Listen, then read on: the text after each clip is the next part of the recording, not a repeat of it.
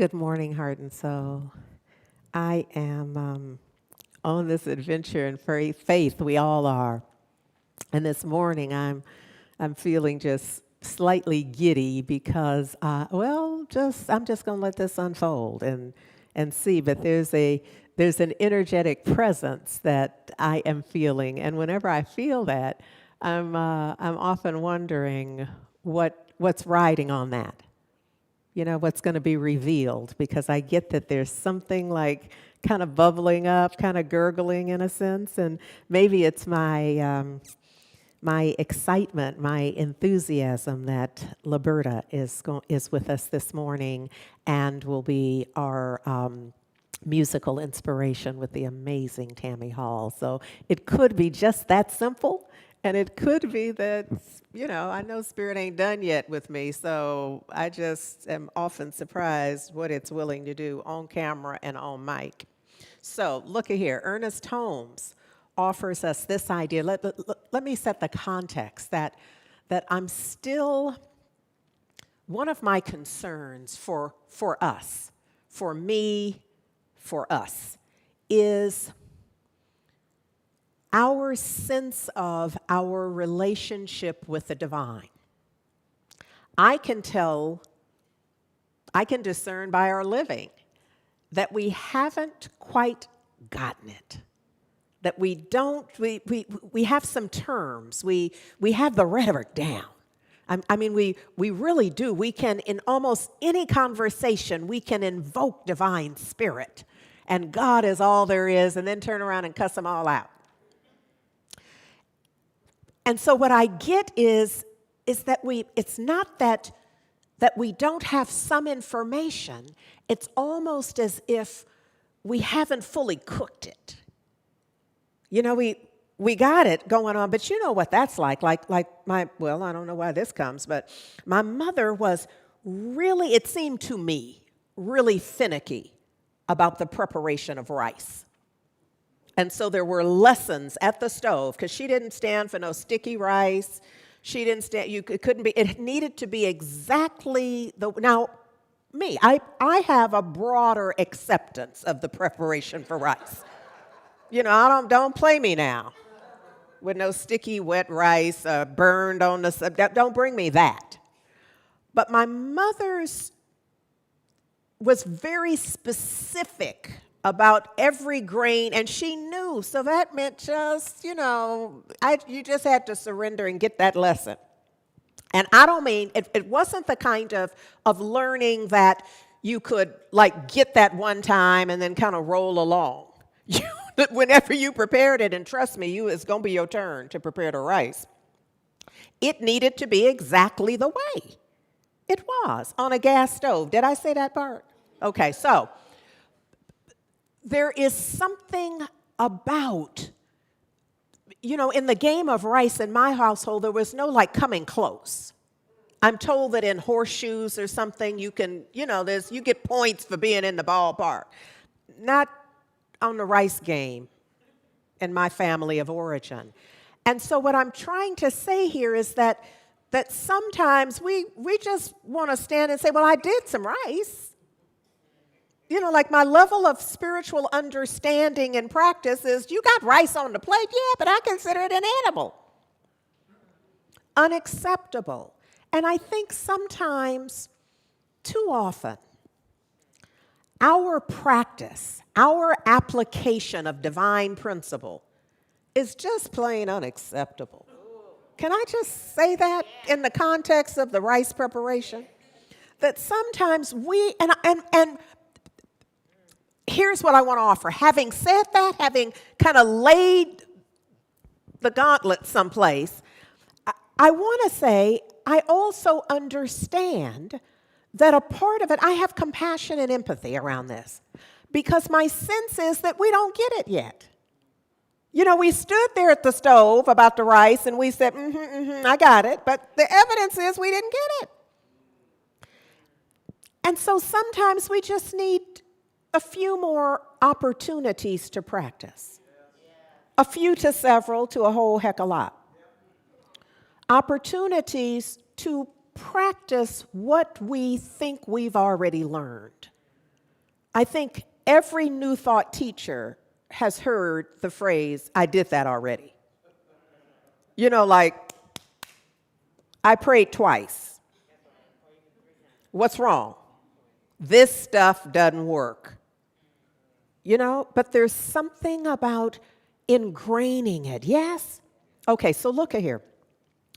Ernest Holmes, what my intention is, I think from now on or for the near future, is to get a little more deeply into some of the phraseology, some of the definitions, so that we can have a greater understanding. I think sometimes part of my challenge is I have agreed to things that I didn't fully understand. You know, I kind of got it. Like, I know words like that. And so I made up what that meant, and thus I made up what was expected of me. Y'all are far more advanced than I. But I'm the one on mic, so we just gonna have to play it at my level of consciousness. Y'all are advanced, but maybe share it with a friend who's on my level and needing this, all right? So look, Ernest Holmes says, no greater good can come to you than to know that the power already within you is the power to live, the power to create. He's like, there isn't anything else. That's a drop mic moment, if you will. Yes, he's saying that if you get that part, that there is a power already within you, and that it is the power to live and the power to create. Not only to create for you, but for others, for everybody. The power to do good, the power to heal, the power to prosper. You are to realize that the power within you is a divine authority. So I don't know what it's going to take for us to get that. I really don't. But what I know is that there is an opportunity for us to come into divine awareness, like maybe just repeating that, writing that down. When you get the recap, printing out that, I don't know what you're going to do. Rewatch it and write it down. Because some of you are saying, I don't want to do all that. I want you just to, I'm just going to take a photo of it. Well, if the mind worked that way, and it doesn't, the smartphone works that way, so the smartphone has it forever. You, on the other hand, have it hidden in a file you may not ever find again. So do you see the distinction? You take the photo and the smartphone got it. You're going to have to delete it specifically out of the smartphone. But you don't have it. If you were to write it out, I know this is old school. You don't even have a utensil, do you? An instrument for writing. Handy. Get one, because the practice of writing this down word by word will be like your smartphone taking the picture of it and having it. I hope you get the distinction, because you're not the smartphone. Look, this divine power is a giver of life and of joy. It proclaims the kingdom of heaven which is at hand, the harmony of the soul and the unity of all being. Ernest Holmes goes on to say this power within you responds definitely to direct conscious thought. So it is forever imagined. This is not what's happening. But for a mind like mine, imagine that it's listening in all the time. What if you knew, like some of our friends in the 60s and 70s, that your phone was tapped?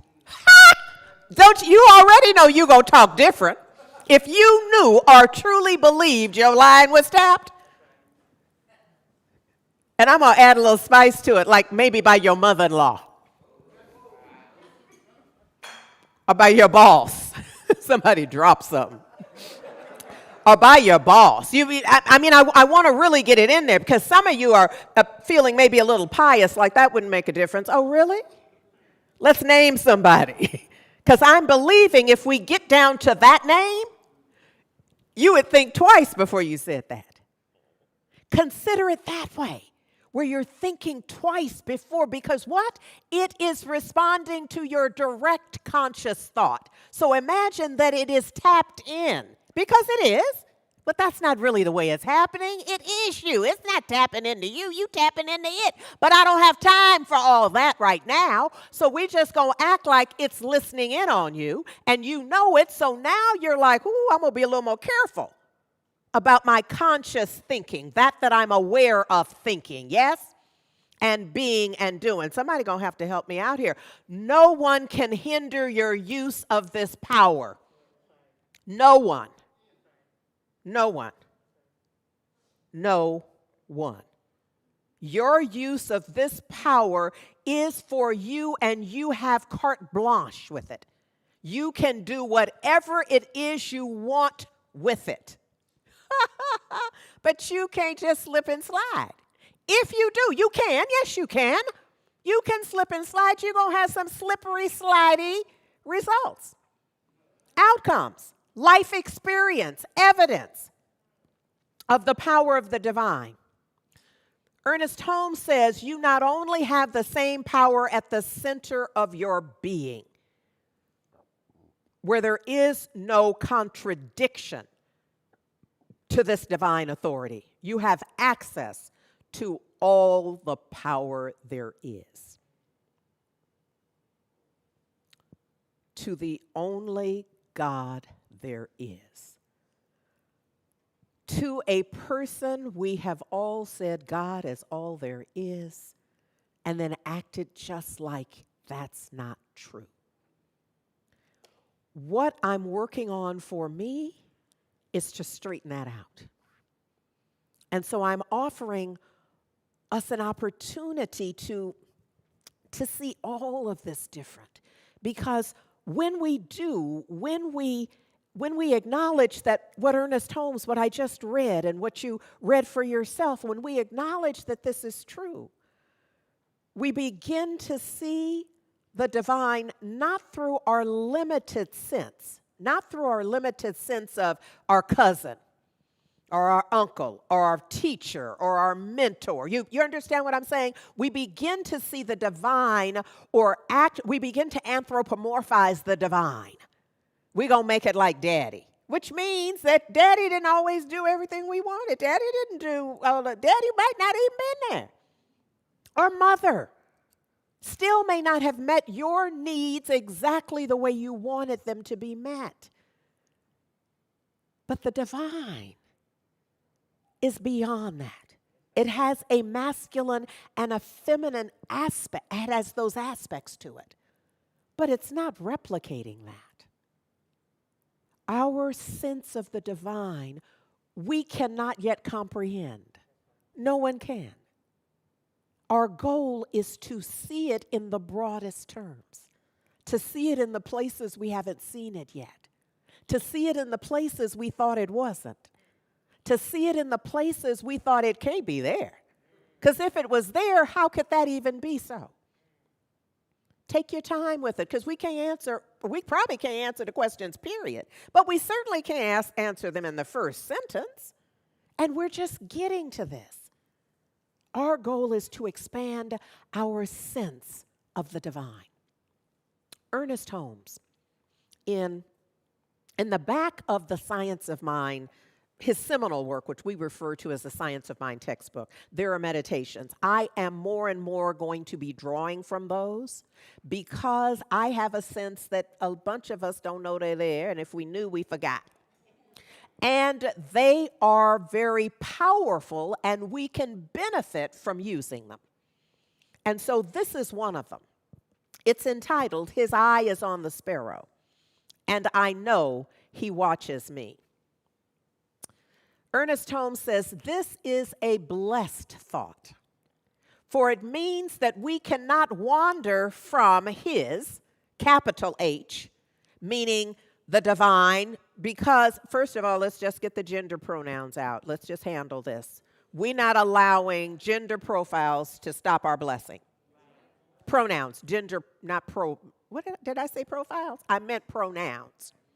We're not allowing that to stop our blessings. Everything Ernest Holmes said and wrote, or we think he said or wrote, was said in a time where important writings all referred to the masculine pronoun. It just was. And sometimes I often go in and change them, change man to human, etc. Here we go. This notion of his presence really is intended for the divine, but you know it has to be a his, her. Because the divine presence is both masculine and feminine. And given the order of life, it has to be feminine. It has to be, because you can't birth nothing without the feminine. It has to be. You cannot. Nothing comes to being. Certainly not human life. Yeah? Okay. So look. The way he wrote it is that he says, for it means we cannot wander from his presence, nor depart from his care. Always, he, the divine, will watch over us and comfort us. Forever we shall sit in the house of the divine and ceaselessly be cared for by the divine. I need you to hear this and soak it up. Be a sponge today. Soak this up so that whatever it is you think you're dealing with, you put whatever you're dealing with in this. Not try to fit this into the problem or the issue. Yes? All right. The all-seeing eye, the divine, cannot overlook anyone. What does that mean about your situation, circumstance? It means it's under the purview of the divine if you just let go. But we often are claiming it and holding on so hard, so clenching our fist to hold on to whatever the problem is, resistant to, old folks used to say, take it to the altar. Take it to, why? So that you can let it go, to leave it there. Yes. The all-seeing eye cannot overlook anyone, including you and your situation, circumstance, and all shall be kept in its care. All are kept in its care. And so Liberta will be singing, His eye is on the sparrow.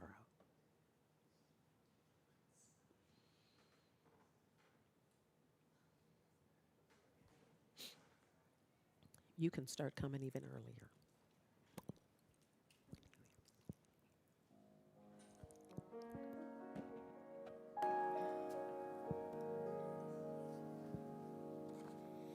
Why should I feel discouraged?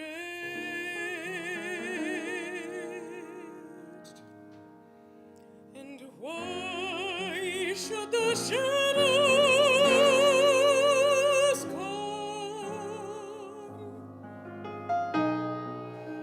Why should my heart feel lonely and long for him and a home when Jesus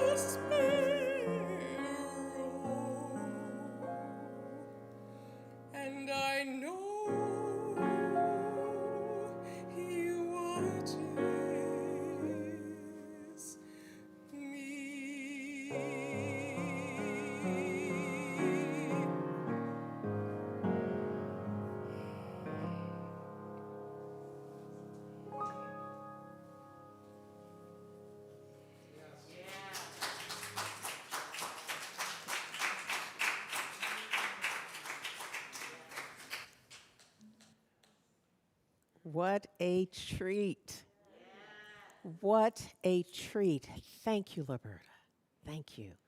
Thank you, Tammy. Oh, did the little hair stand up for you too? Oh, did your spirit just quake? You see, I wanted to layer these things so that we might drop into a place of greater trust in the divine. That the crack in our spirit, the crack where doubt typically seeps in, maybe today, rather than doubt, clarity, certainty. Maybe just for today, I'm not going to ask, well, I am going to ask you for all week, but let's just start for today. Just for today, having heard her beautiful voice and the melodies played by Tammy, maybe we can hear it. Maybe we can hear it.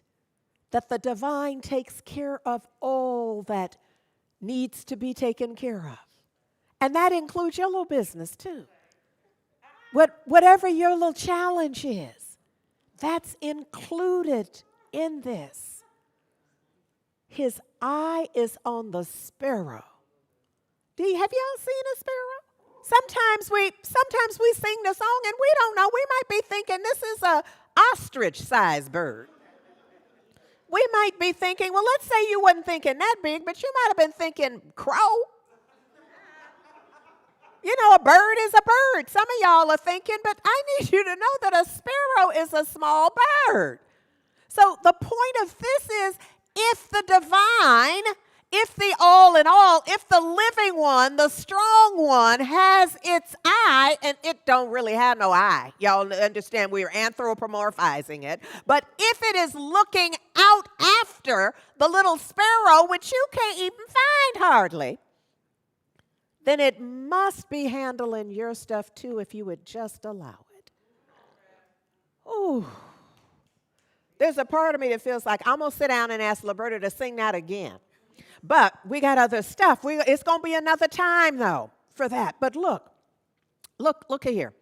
Ernest Holmes offers that God is within me. The God that is within me is truth, beauty, harmony, and wholeness. That watch this, every apparent imperfection from which I suffer is a result of ignorance. Every apparent imperfection from which I suffer, meaning am at the effect of, tripping about, is a result of my ignorance. Because ignorance of the law excuses no one from its effects, it follows that the very power which has bound me, when rightly understood and properly used, will produce freedom. We can work this out. We can work this out. Our working it out requires that we let it go. That we see the divine, that we know its eye is on the sparrow, so whatever this is handled in the divine, rightly understood and properly used, properly engaged. Yes? I'm going to talk a little more about that. What is that movie? Melanie Griffin. She is, I hate it when I'm out here without a net or nothing. She has shoulder pads and big hair. Working girl. That's what it is. These are my people. You hear me? My lifeline right here present. Working girl. In that film, there's a scene where there's a question about whose idea is it? Whose idea is it? And the one person who's claiming it's their idea, who is the more powerful person in the scenario, lays it out in some boogity boogity. Blah, blah, blah. Melanie Griffith's character, was that who it was? Okay, good, because I mixed her up with somebody else. But Melanie Griffith is now asked, you're right, that's who the other one was. Melanie Griffith is then asked, so how did you come up with the idea? Oh, and she starts linking it up because I went there and saw that, and then I figured that, and then I read this, and then over here was this. And when she finished connecting the dots, she had a thing. That's the way my mind works. Y'all pray for me. So look, I say that to say, buckle up. Here we go on how today came together. So look, you know we've been playing with Luke 6. Why are you calling me, Lord, if you're not listening to nothing I say? So there's something I'm saying that could make a difference, and obviously you're not using that. I'm not going to work with the rest of it because we've been there. What this brought up for me was, and I said this to my little mastermind, that what this reminds me of is souffle, the baking of souffle. And I say that because it is said that souffle is so simple. It only takes a few ingredients. I have a little recipe here to show you. All it takes is some butter, a little flour, not even much butter, not even much flour, a little salt, a little pepper, a little milk, lots of egg, though. 4 eggs, 2 egg whites. Ooh, some of y'all already got shaky with the egg whites because, you know, we tremble. When you start separating eggs, we like, I ain't doing that. Because I know that if I can't have no yolk in the white, then it's going to be a mess. I can't be trusted with that. Here's what you must do to make a souffle. Is it requires just the right amount of whipping and folding of egg whites to work. So now if I said, so we're going to do it, you first of all would need to understand what whipping and folding is. Okay, so look. Think Melanie Griffith, working world. I need you to pray for me in the process. You understand what I'm saying? Look, I happen to be a big Schitt's Creek fan. So during season 2, they had a segment called Fold in the Cheese. Let me just, for those of you who have been on another planet somewhere, and obviously that planet does not give you TV permission or Netflix permission, you don't know that in this scene, Moira Rose, played by Valda, directs her son David, played by David, to cook enchiladas from her mother's recipe. And when you watch the show, and we're going to post the link for the clip, it's a hot mess. It's going to be less of a hot mess here, but here we go. I turn it over to them. Okay. Next step, fold in the cheese. What does that even mean? What does fold the cheese even mean? You fold it in. I understand that, but how? How do you fold it in? David, I can't show you everything. Okay, well, can you show me one thing? Do I fold it in like a piece of paper and drop it in the pot, or what do I do? Here's what you do. You just fold it in. I don't know how to fold broken cheese like that. And I can't make it any clearer. You just fold it in. You take that thing that's in your hand and just... If you say fold it in one more time. It says fold it in. Right here. Look, this is your recipe. You fold in the cheese. David, You fold it. No, I'm good. Don't you Nope. dare. Nope. So, you have now seen what can happen when we're unclear about the terms. Yes? Yes. And what I love about this scene, I absolutely love this scene because it represents so clearly how we often just don't know, and some, because it represents both aspects of how we can be in this. One aspect is that we don't know. We authentically don't know, and we say, I don't know. What does that mean? And then the other aspect of us is we pretend like we know what that means. And we don't. We don't know what that means. So for some of us, this notion of turn it over to God, take it to the altar, let it go, forgive. Even forgive is a more, can you see how we pretend? Somebody says, just forgive. And the brave, the courageous among us say, but how do I forgive? Just forgive. Just like Maura's role here. Just forgive. Just do it. Just forgive. And you're left with knowing you still don't know. David's role, and let me just celebrate David and Valda, because I tell you, because one of the things that I used to say about me, and others have said as well, is that I can turn on a dime. But now it turns out I'm turning on Bitcoin as well.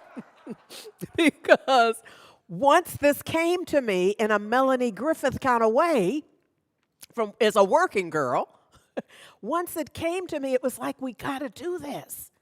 I got to bring it because it's a way of illustrating how lost we can be. Just how lost we can be and not even have sufficient support. So here's the thing. Because a lot of us still don't know what folding in is. So let me just be clear. Because you know I know. You know I know. Why? Because you know I do the research. That's how I know. Folding in is basically stirring gently from the bottom upward. So in this instance, they're making a sauce. And the idea is to put the cheese in without breaking up the sauce. So you put the cheese in, but fold the sauce over the cheese. Not just put the cheese in and stir it up, whip it up. You understand? Okay. So Moira did not understand it, nor did David, and it was just a hot mess. But we're going to come to some understanding. So look, Ernest Holmes offers us in that same piece I was just sharing earlier, the God that is within me is truth, beauty, harmony, and wholeness. So what's wholeness? So, okay, you see what I'm saying? We bandy it about, don't we? Like fold in the wholeness. We just like holding the spoon. Like what? How? So look, I'm offering that wholeness is the state of being unbroken, undamaged. So now somebody would say, Rev, you done now. Because that changes everything. When you realize, if you're willing, that God within me includes a state of being unbroken and undamaged. Not just as a passing thought, but as an absolute knowing, a belief system, a full awareness. Is this making sense? Holmes goes on to say, every apparent imperfection from which I suffer is a result of ignorance. And I know y'all responded to that, ignorance, because we've heard that term, but what does it mean? Today it means a lack of knowledge and information. So I know sometimes when we think somebody is ignorant, what we're really saying is that they're unaware. They don't have all the information. We use it like a slur, though. But what it really means is the absence of the required information.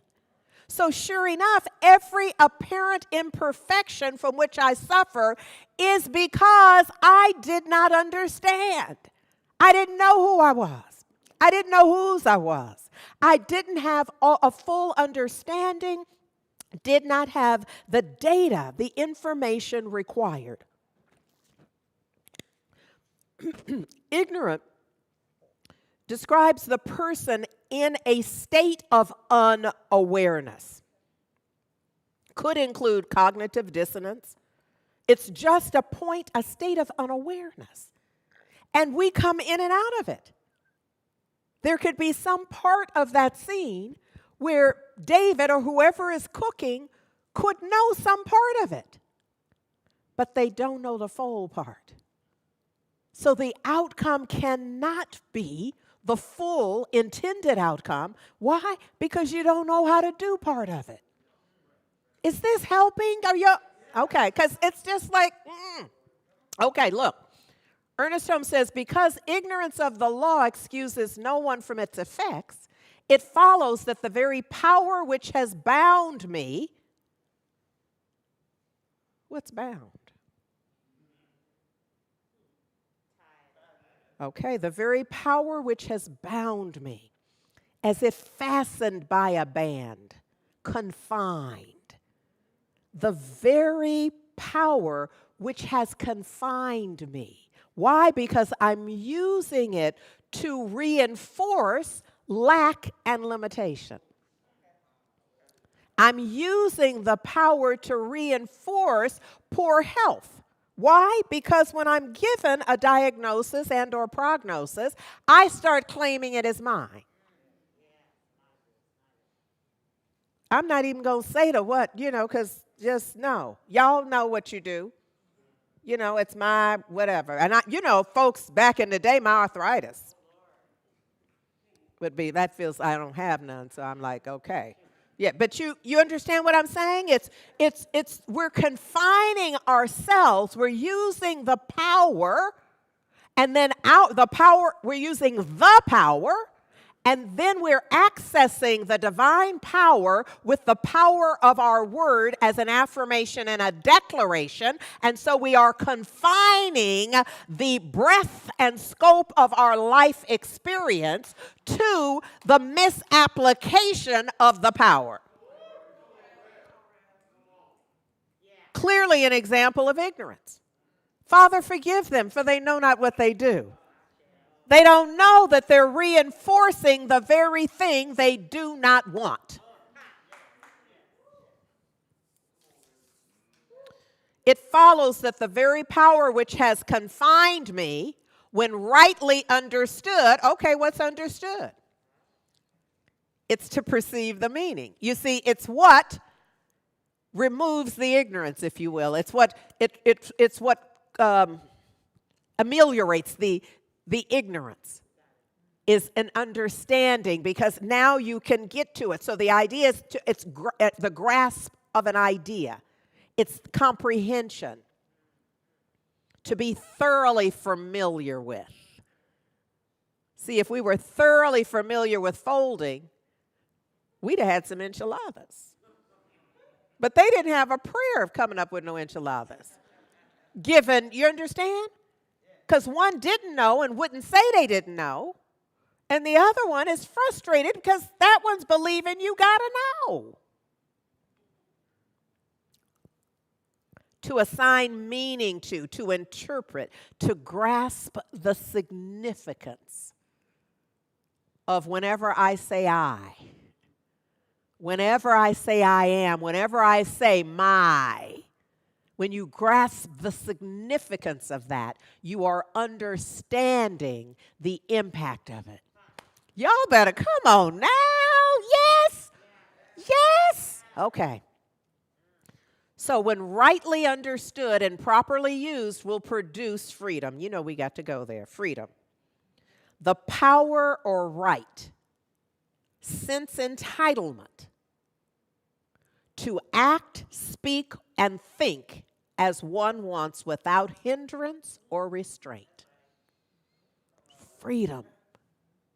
Freedom. It will produce freedom if we shift how we interact with truth. It's not, see, I haven't said nothing you don't know on some level. Where our work is at the level of practice. That's where it is.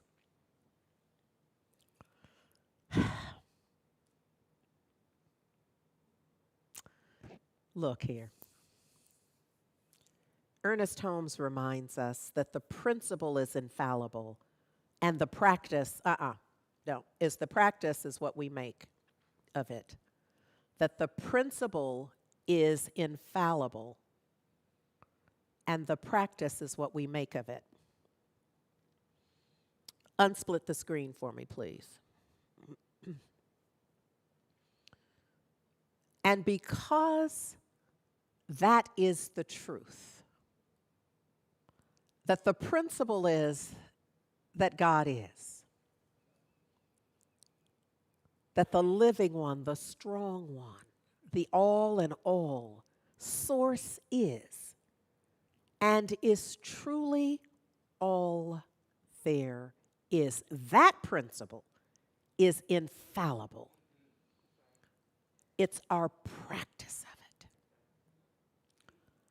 Do we practice it as an absolute, infallible principle or not? I'm going to stop giving examples of what I don't want manifested. So let me just say, or not. Because what we can know for certain is that we are all light beings. And that the light beings we are, we can choose to be that in the world. Everywhere we go. See, I know when you come to Heart and Soul, you're loving all the people, but you're not necessarily like that at BART. You at the Safeway, at the Berkeley Bowl, you're not necessarily just greeting all the people with the same love you greeting the people you have never met at Heart and Soul.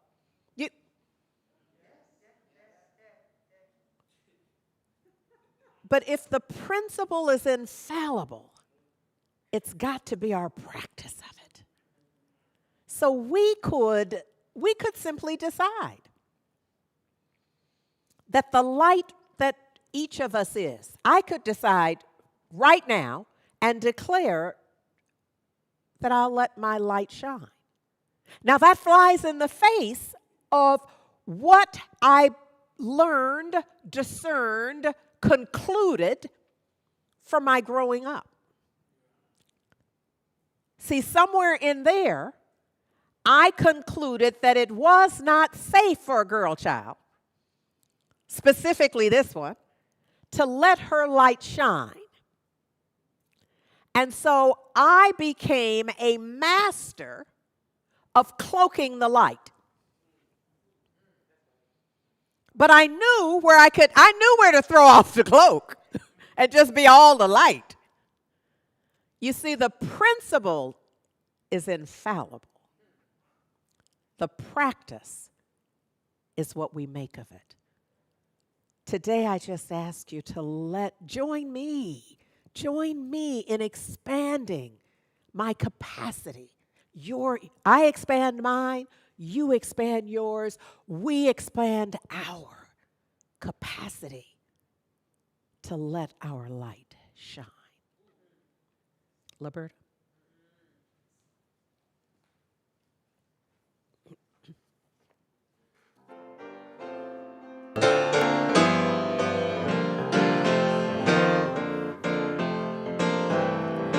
This little light of mine, I'm gonna let it shine. Oh, this little light of mine, I'm gonna let it shine.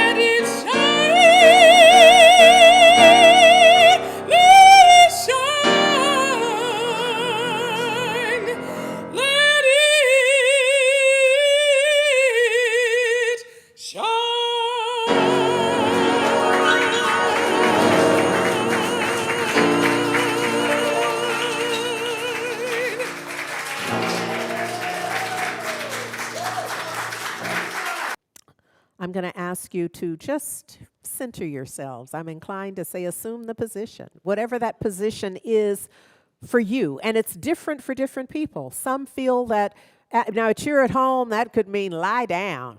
Lie down and just, like dead man's pose. Just to be still and available.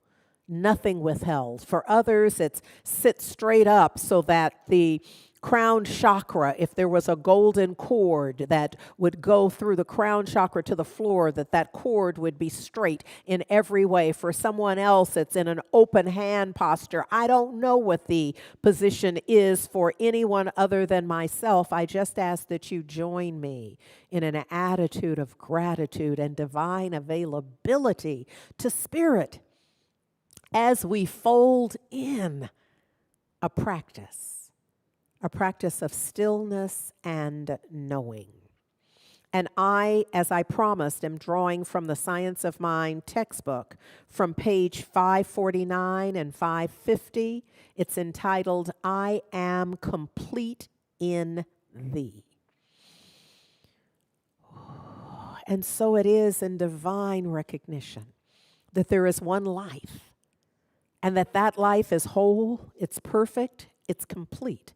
It's the life of the living one, the strong one. I am living this life, even as this life is living me. We are all living this life, the life of the living one, the strong one, even as the living one, the strong one, is living each and every one of us. We are breathing the breath of the divine, of Source. And the breath of Source is breathing each and every one of us. And I declare in the words that Ernest Holmes wrote, Almighty God, everlasting good, eternal Spirit, maker of all things and keeper of my life, thou art all. Infinite presence within, in whom I all live, joy supreme, flooding all with gladness. I adore thee. Eternal peace, undisturbed and quiet, I feel thy calm. O thou who dost inhabit eternity and dost dwell within all creation, who dost live through all things and in all people, hear thou my prayer. I would enter thy gates with joy and live at peace in thy house. I would find a resting place in thee, and in thy presence live. Make me do thy will, and from thy wisdom teach me the ways of truth. Compel me to follow thee, and let me not pursue the path of my own counsel. O eternal and blessed presence, illumine my mind and command my will, that my soul may be refreshed and that my life may be renewed. As deep cries unto deep, so my thought cries unto thee, and thou dost answer. I am renewed and refreshed. My whole being responds to thy love, and I am complete in thee. All of my ways are guarded and guided, and I live with thee eternally, O lover of my soul and keeper of my spirit. None can separate us, for we are one. So shall thy wisdom guide me, thy presence dwell within me, thy love keep me, and thy life envelop me now and for forevermore. It is in absolute perfect gratitude that I accept these words that quake my spirit to awaken it to the truth that principle is infallible. And this uplevels my practice. And for this I am grateful. Grateful for these words that resonate in my spirit.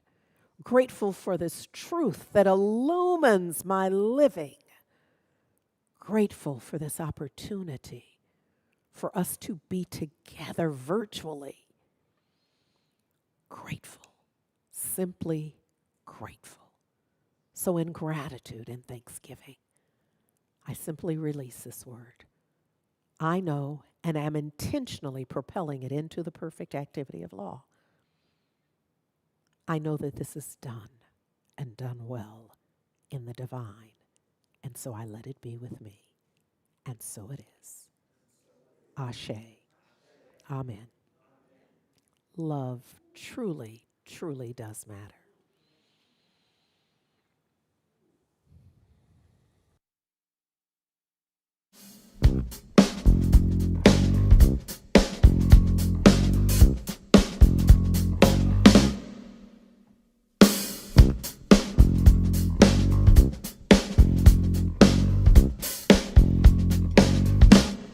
Love matters.